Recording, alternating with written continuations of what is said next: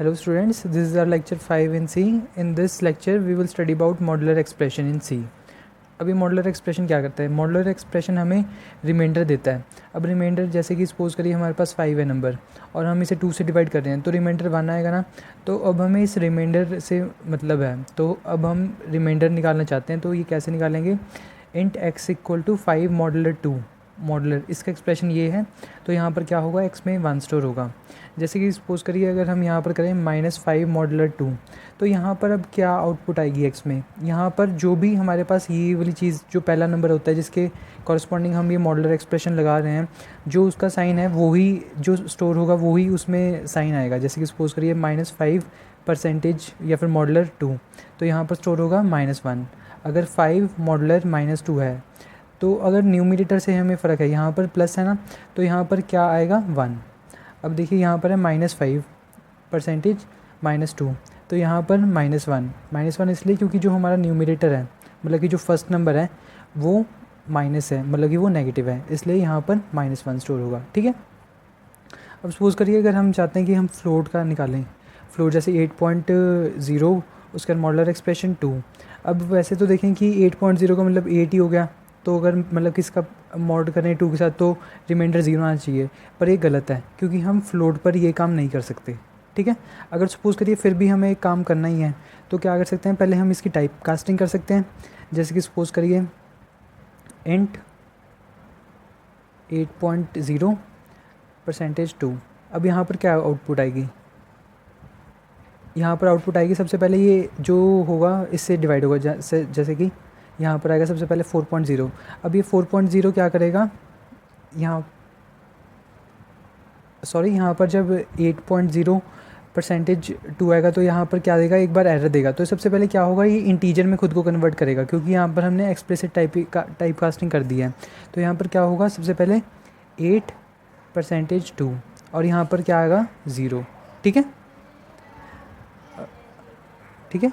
If you want to find modular of float, सबसे पहले हम इसकी एक्सप्लिसिट टाइप कास्टिंग करेंगे. ठीक है. चलिए स्टूडेंट्स, अब हम एक प्रोग्राम बनाते हैं. अब प्रोग्राम क्या बनाना है, रिवर्सिंग अ 3 डिजिट नंबर. इसका मतलब क्या है, सपोज़ करिए हम 789 इनपुट डालें और हमारे पास आउटपुट आए 987. अब ये कैसे करेंगे, यहाँ पर क्या करिए, लॉन्ग इंट हमने किस लिए लिया है, ताकि हम बड़े बड़े नंबर भी स्टोर करवा सकें, जैसे कि हमने रेंजेस में पढ़ा था. अब यहाँ पर हमने इंटीजर एक एन ली है, R1 R2 रिवर्स और सम. ठीक है. सबसे पहले हमने यहाँ पर लिखा है प्रिंटफ में एंटर 3 डिजिट नंबर. सपोज़ करिए हम एक बार 3 डिजिट के लिए करते हैं, एंड डिजिट के लिए हम बाद में करेंगे. Scan F %d %n. अब क्या होगा, n में स्टोर हो गया. सपोज़ करिए यहाँ पर n में स्टोर हो गया 789. ठीक है. अब यहाँ पर क्या हुआ, R1 इक्वल टू n%10. ठीक है. अब हम अगर इसका मॉडुलर करें 10 के साथ तो क्या आएगा, R1 में हमारे पास आएगा 9. ठीक है. क्योंकि जब हम इसको 10 से डिवाइड करेंगे तो रिमाइंडर क्या आएगा, लास्ट वाला डिजिट. ठीक है. आप चाहे करके देख लीजिए, 9 आएगा रिमाइंडर. अब n को क्या करा है, n equal to n divide by 10. ठीक है. अब इसका मतलब क्या है, n equal to n divide by 10. अब मतलब कि ये डिवाइड होगा नंबर, और क्योंकि ये इंटीजर है तो अगर 789 को 10 से डिवाइड करेंगे तो n में अब क्या स्टोर होगा, 78. अब हमने क्या करा है, R2 में n%10 डाला है, मतलब कि R2 में हमारे पास स्टोर हुआ है 8. ठीक है. अब n को फिर हमने कर दिया n डिवाइड बाई 10, मतलब कि n अब क्या होगा, पहले 72 था, 78 और उसके बाद अब 10 से डिवाइड करा तो क्या बचा, 7. ठीक है. अब देखिए ये हमारे पास डिजिट्स आ गए हैं. ठीक है. अब देखिए हम रिवर्स कैसे करेंगे. रिवर्स में क्या करा हमने, R1 को 100 से मल्टीप्लाई करा. R1 को जब हम 100 से मल्टीप्लाई करेंगे तभी क्या बनेगा, 900 plus R2 into 10. R2 into 10 मतलब 80 प्लस n, तो क्या बना 987. ठीक है. ऐसे हमने 3 डिजिट का रिवर्स करा है. अब यहाँ पर हमने प्रिंट करवा दिया %LD और यहाँ पर रिवर्स. ठीक है. अब सपोज़ करिए हमने डिजिट्स का सम निकलवाना है. सपोज़ करिए यहाँ पर 79 है तो इसका सम कितना होगा, 15 और ये 24. ठीक है. तो यहाँ पर क्या करा, सम में R1 plus R2 plus n. ये क्या हुआ, R1 कितना था हमारे पास 9 प्लस R2 कितना है 8 प्लस n क्या है 7. तो यहाँ पर क्या होगा, 24 स्टोर हो जाएगा सम में, और ये यहाँ पर ये प्रिंट हो जाएगा. ठीक है. चलिए स्टूडेंट्स, अब हम देखते हैं ये डिसीजन मेकिंग स्टेटमेंट्स क्या होती हैं जिसमें हम इफ़ एल्स यूज़ करते हैं। अब ये इसलिए यूज़ होते हैं ताकि हम अगर ऐसा हो तो ये हो, अगर वैसा हो तो क्या हो। ठीक है, ये उस टाइप की स्टेटमेंट्स होती हैं। सपोज़ करिए यहाँ पर हमने अगर सपोज़ करिए हमने पास फेल का बताना है, अगर सपोज़ करिए परसेंटेज 50 से ऊपर है तो हम कहेंगे कि वो पास है, नहीं तो हम क्या कहेंगे, वो फेल है। ठीक है, अभी कैसे अप्लाई करते हैं। सपोज़ करिए यहाँ पर हमने जैसे फाइल्स वगैरह इंक्लूड कर ली, ठीक है, और यहाँ पर हमने स्कैनफ करा लिया परसेंटेज। सपोज़ करिए अब पी में परसेंटेज स्टोर हो रही हैं। ठीक है, अब सपोज़ करिए अब यहाँ पर हमने क्या करा है, if P is greater than 50।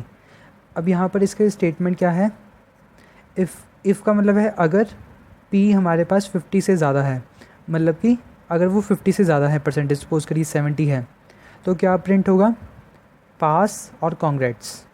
ठीक है, अगर सपोज़ करिए वो पी 50 से छोटा है तो क्या प्रिंट होगा, फेल। अब सपोज़ करिए हमने थैंक्स एंड में प्रिंट करवाना ही करवाना है दोनों केसेस में, चाहे वो पास हो चाहे फेल हो, तो हम क्या करेंगे कि इसको अलग लाइन में लिखेंगे।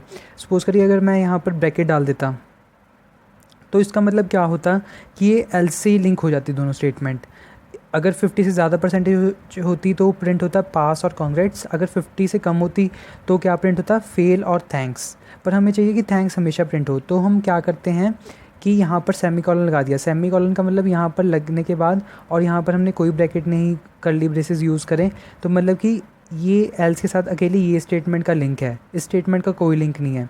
ये स्टेटमेंट मतलब हर बार एग्जीक्यूट होगी ही होगी, चाहे इफ़ चले चाहे एल्स चले। ठीक है, अगर सपोज़ करिए यहाँ पर हमारे पास 70 हमने परसेंटेज डाली तो यहाँ पर क्या प्रिंट होगा, पास, कॉन्ग्रेट्स और थैंक्स। अगर सपोज़ करिए हमने परसेंटेज डाली 40 तो इस केस में क्या प्रिंट होगा, अब ये वाली कंडीशन फेल हो गई तो यहाँ पर क्या होगा, एक तो फेल प्रिंट होगा और उसके बाद क्या प्रिंट होगा, थैंक्स। ठीक है, this is enough for this lecture, rest we will see in another lecture. Thank you.